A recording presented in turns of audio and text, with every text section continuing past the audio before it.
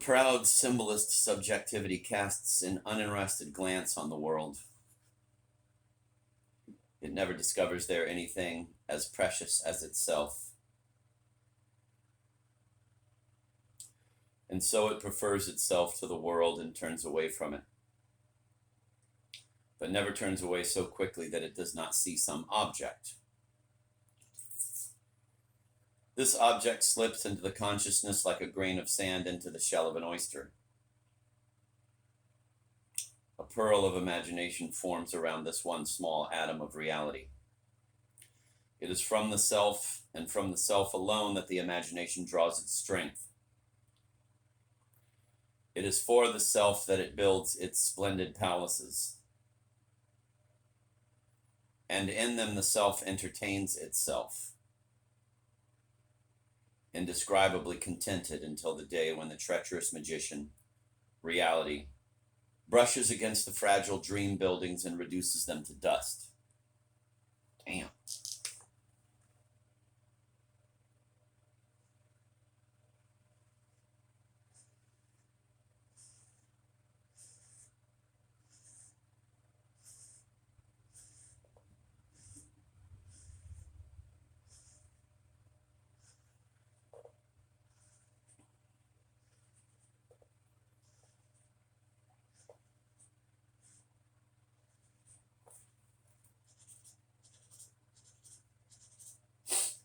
Let's do that one again. The proud symbolist subjectivity casts an uninterested glance on the world. It never discovers there anything as precious as itself.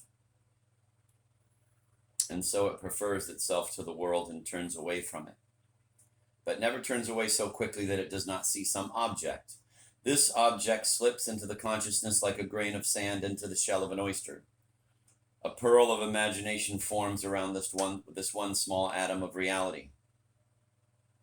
It is from the self and from the self alone that the imagination draws its strength.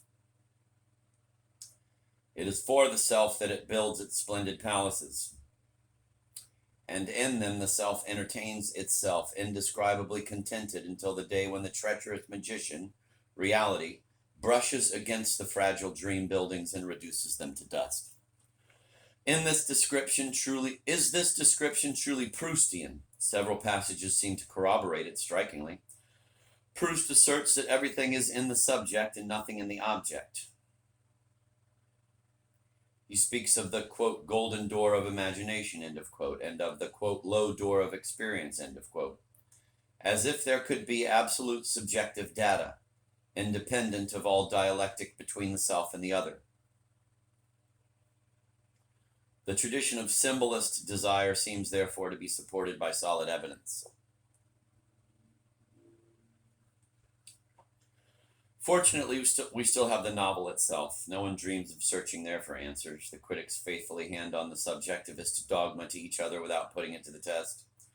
It is true that they have the novelist's own guarantee, this guarantee to which they paid little heed in the case of psychological laws, now seems to them worthy of trust. Proust's opinions are respected so long as they can be linked with one of the modern individualisms: Romanticism, symbolism, Nietzscheanism, Valerianism, etc. We have chosen a contrary criterion.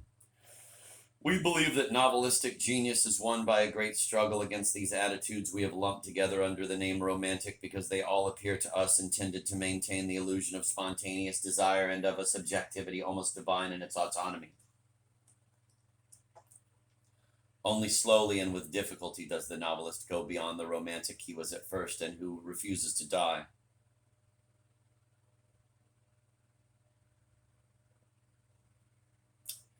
He finally achieves this in the novelistic work and in that work alone. And so it is quite possible that the novelist's abstract vocabulary and even his ideas do not always reflect him accurately.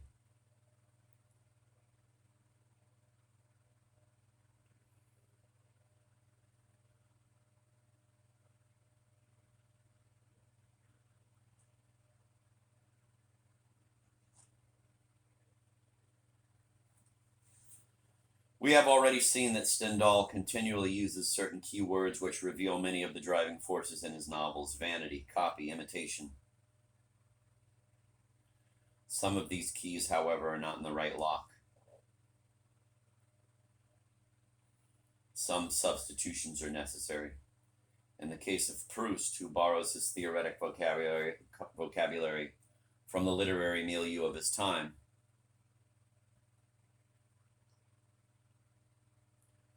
perhaps because he never frequented them, mistakes were also possible. We must once more compare the writer's theory with his practice.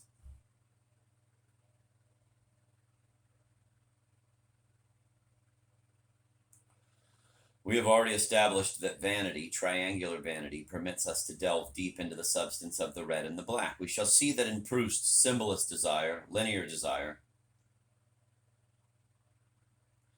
only skims over the same substance. For the evidence to be convincing, it should deal with a desire which is as different as possible from those worldly or amorous desires which we have already found to be triangular.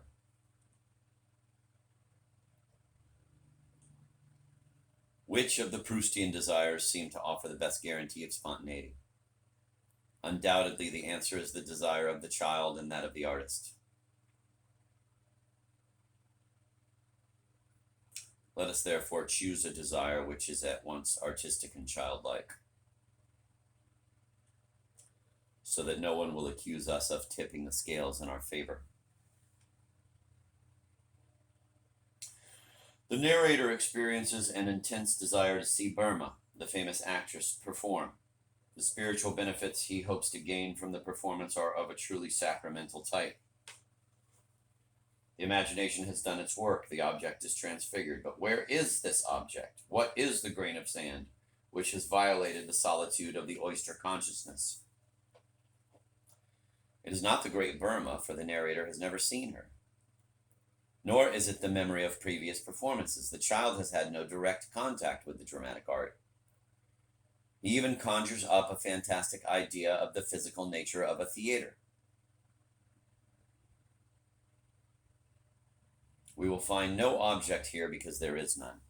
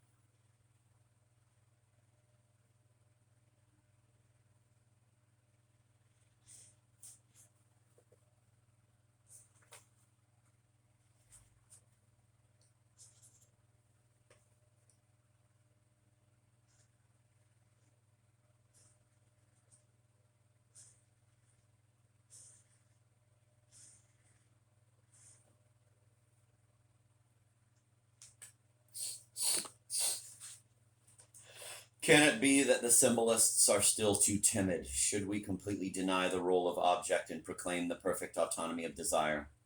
Such a conclusion would please solipsistic critics.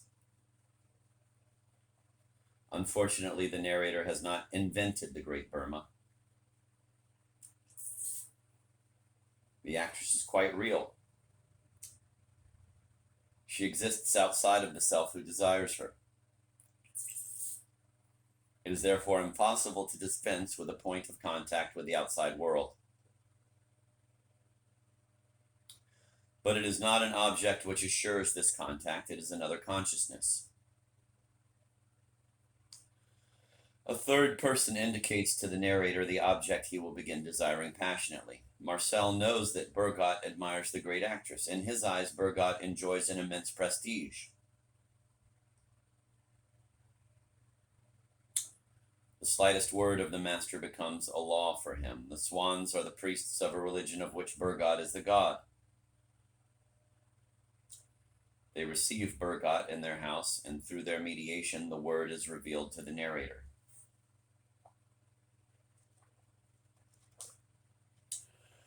We see repeated in the Proustian novel the strange process described by the preceding novelists. We witness the spiritual wedding without which the virgin imagination could not give birth to fantasies. As in Cervantes, the oral suggestion is reinforced by a written suggestion. Gilbert Swan has Marcel read a booklet of Bergot's on the Phaedra of Racine, one of Burma's great roles. Quote, plastic nobility, Christian hair shirt, Jansenist parlor, Princess de Trezine, and de Claves. End of quote.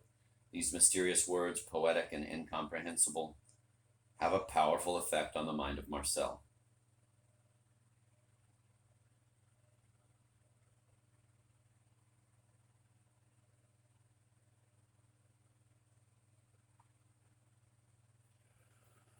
The printed word has a magical power of suggestion, and the author never tires of giving us examples of it. When his mother sends him to the Champs-Élysées, the narrator finds his walks at first very boring. No mediator has designated the Champs-Élysées. Quote, if only Bergot had described the place in one of his books, I should no doubt have longed to see and to know it, like so many things else of which a simulacrum first found its way into my imagination. End of quote. At the end of the novel, a reading of the Concourt's journal transfigures in retrospect the Verdurin salon, which had never had any prestige in the mind of the narrator because no artist had as yet described it.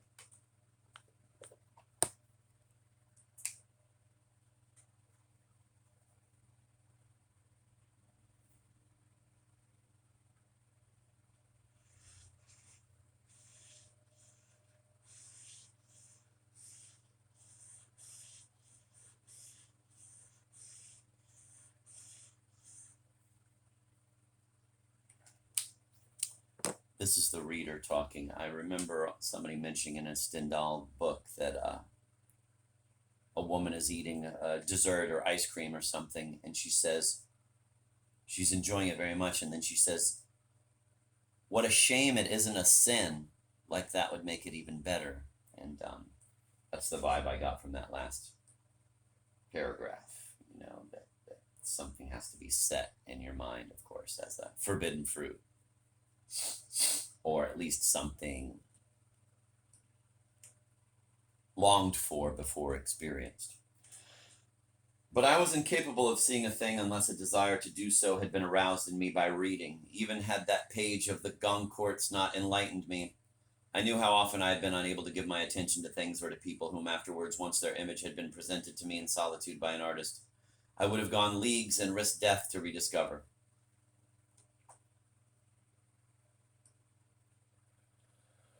We must also include under the rubric of literary suggestion those theatrical posters the narrator reads so eagerly during his walks along the Champs-Élysées. The highest forms of suggestion are not separated from the lowest. The distance between Don Quixote and the petty bourgeois victim of advertising is not so great as romanticism would have us believe. The attitude of the narrator toward his mediator, Bergot, recalls that of Don Quixote toward Amadis. Upon almost everything in the world, his opinion was unknown to me. I had no doubt that it would differ entirely from my own, since his came down from an unknown sphere towards which I was striving to raise myself. Convinced that my thoughts would have seemed pure foolishness to that perfected spirit, I had so completely obliterated them all that, if I happened to find in one of his books something which had already occurred to my own mind, my heart would swell with gratitude and pride as though some deity had, in his infinite bounty, restored it to me, had pronounced it to be beautiful and right.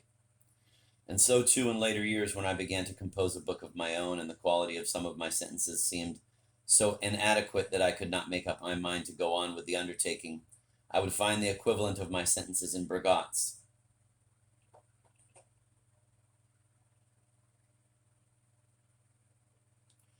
But it was only then, when I read them in his pages, that I could enjoy them. Don Quixote becomes a knight-errant to imitate Amadis. Similarly, Marcel wants to be a writer in order to imitate Bergot. The imitation of the contemporary hero is more humble, more submissive, and, as it were, paralyzed by religious terror. The power of the other over the self is greater than ever, and we shall see that it is not limited to a single mediator, as in the case of previous heroes.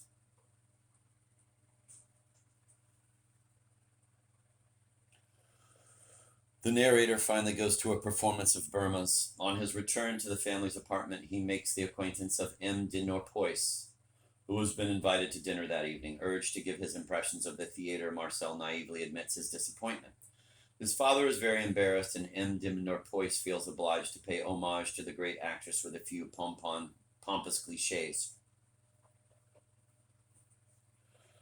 The results of this banal exchange are essentially Proustian. The words of the elderly diplomat fill the gap created in the mind and sensibility of Marcel by the disappointing performance. Faith in Burma is renewed. The next day, a dull review given in a fashionable paper completes the work of M. de Norpois. As in the previous novelists, oral and literary suggestion lend each other mutual support. Marcel henceforth has no hesitations about the beauty of the performance or about the intensity of his own enjoyment. Not only does the other and only the other set desire in motion, but his testimony easily overcomes actual experience when the latter contradicts it.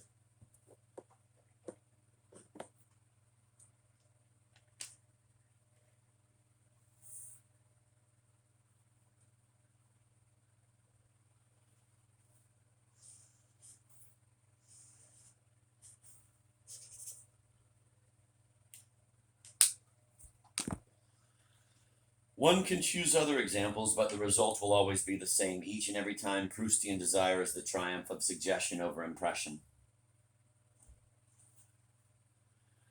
At its birth, in other words, at the very source of the subjectivity, one always finds a victorious other. It is true that the source of the transfiguration is within us.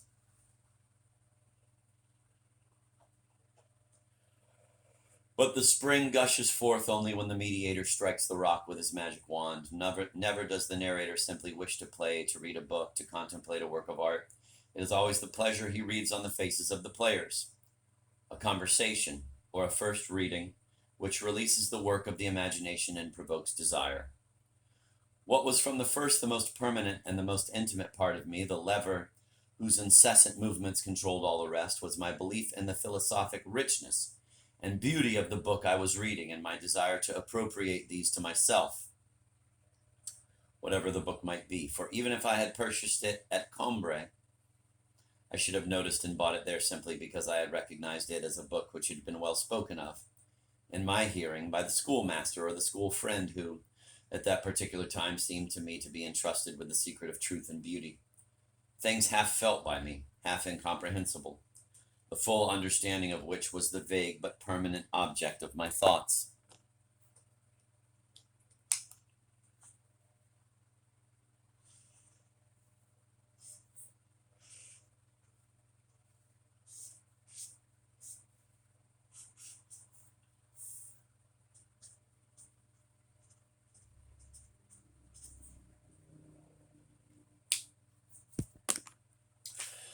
The interior garden, so often praised by the critics, is therefore never a solitary garden. In the light of all these childhood desires, which are already triangular, the meaning of jealousy and snobism becomes more evident than ever.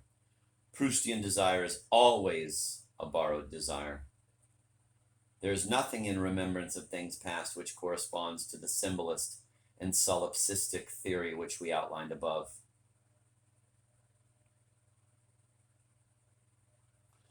One may object that the theory is that of Proust himself. That is possible, but Proust too can be mistaken. The theory is false, and we reject it.